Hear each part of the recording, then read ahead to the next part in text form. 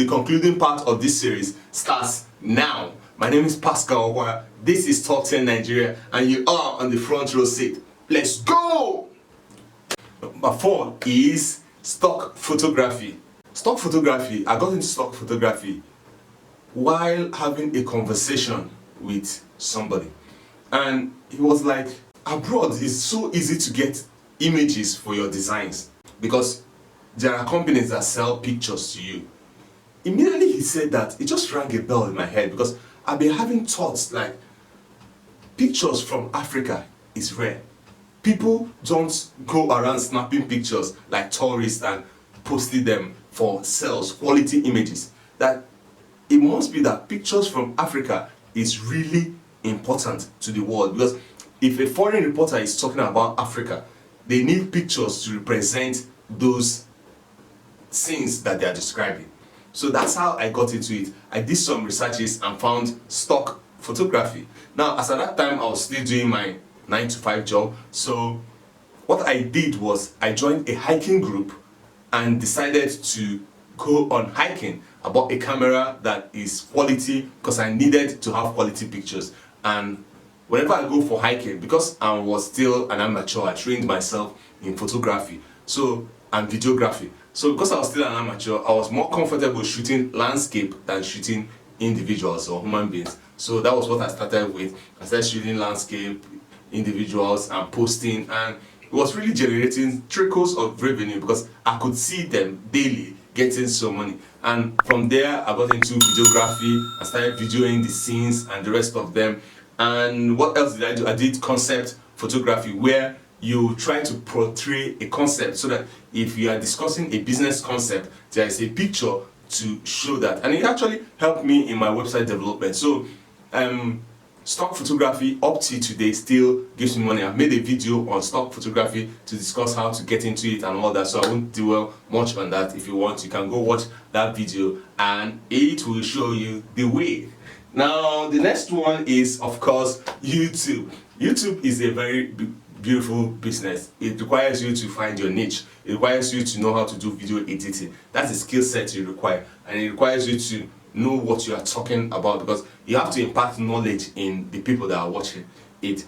And how you make money from YouTube is from the advertisers that advertise products and services over my content, not from you that is watching it. So whenever you watch an advert, I get part of the money, but if you skip the advert, I don't get any money from it because you didn't watch the advert. So those are the little ways that we make money from YouTube. And the stream of revenue comes in dollars, in foreign currency. So the value of my earning does not get affected by the economy of my country, Nigeria. So those streams of income, stock photography pays me in dollars. YouTube pays me in dollars. Website development, if I'm developing a website for somebody outside the country, I bill the person in dollars. And number 6 stream of income also pays me in dollars. So these are money that I'm getting in dollars, and most of the time I don't touch this money like once in 6 months or once in 1 year. That's when I pull it together and it becomes enough for me to handle one project or start another stream of income. So YouTube, I have several videos on YouTube, how to start and how to get a lot of views from YouTube. So if you want, you go watch those videos. And number 6, that's the last stream of income that I make, is I published a book. In 2012, I published a book. The book is about demystifying failure.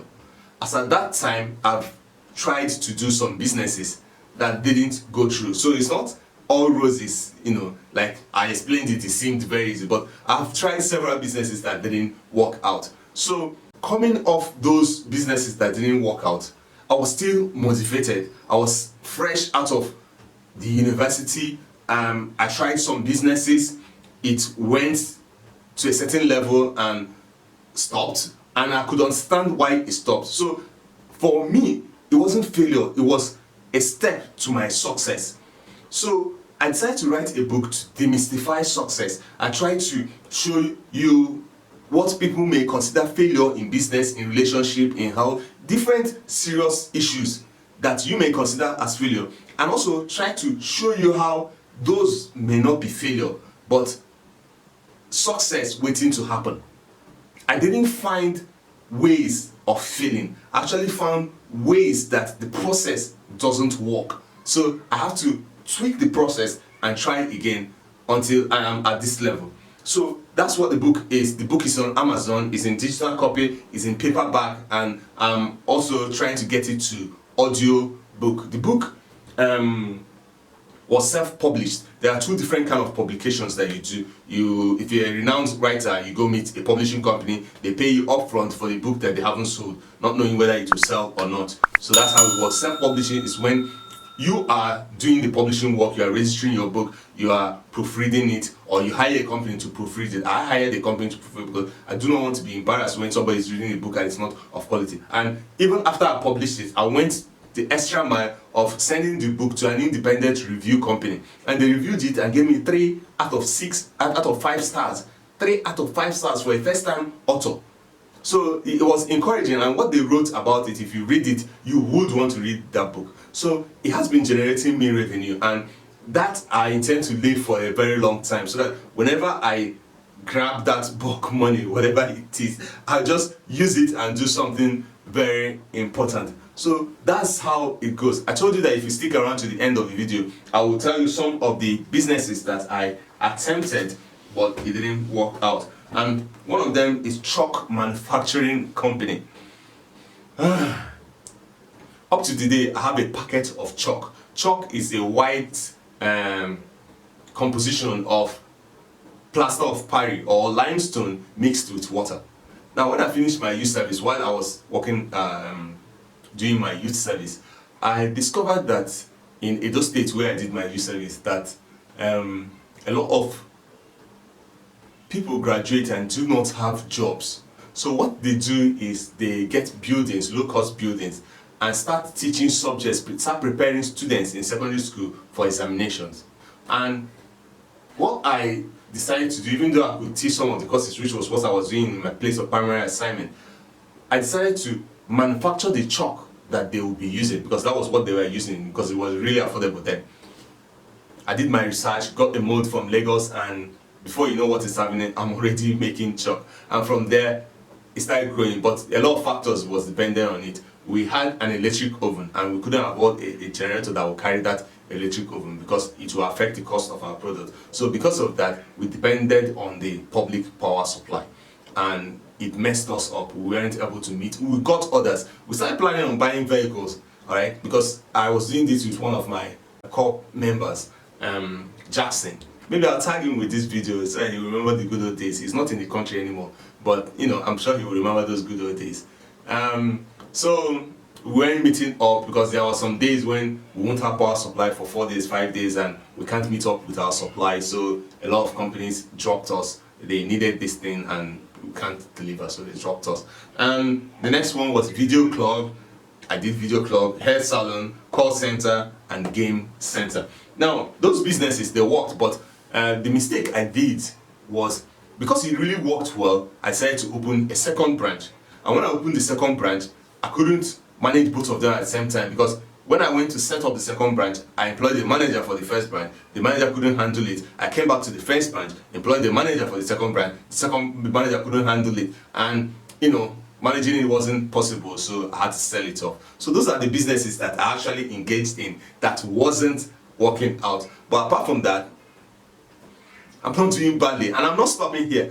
To re-emphasize, this is not just to show off what I have. That's not the intention. By any stretch of imagination, I keep saying that I don't think I've even achieved a quarter of what I wanted to achieve in this business. Right now, I've set up these businesses that give me residual income that, you know, even when I'm sleeping, I'm making money.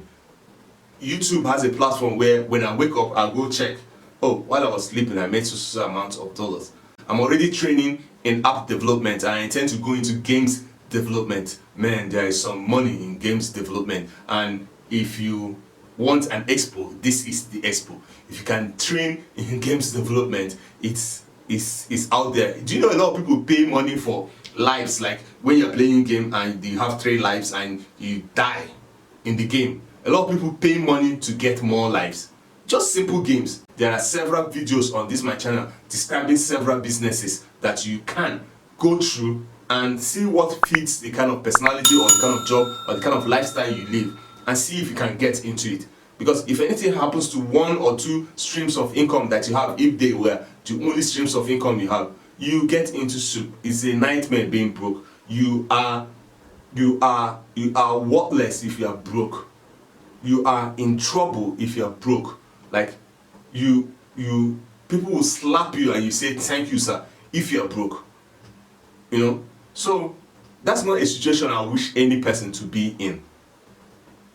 Make every effort you can in order to generate a lot of revenue. It's never going to go out of style making money. It's never a bad thing to have a lot of money. If you have too much, start giving it away and people will still thank you. It brings you goodwill, you know. So those are the things that I expect every one of my followers to work on. It's not enough for you to follow my channel and you don't listen to what I'm saying. Follow my channel, learn from my experiences, because the reason why I brought out these streams of income, it's not that there are no other stream of income, but these are the ones that I've worked on their paths. So I know what I'm talking about on these streams of income. It's not enough for you to subscribe to my channel and watch my videos if you're not going to listen to what I'm saying. So watch the videos and develop something for yourself. It will give me the utmost joy that you got something out of my channel. You developed one or two streams of income. I'm waiting for those comments, all right, on those. So if you have streams of income that you're thinking of, and you can comment it on the comment section. If somebody has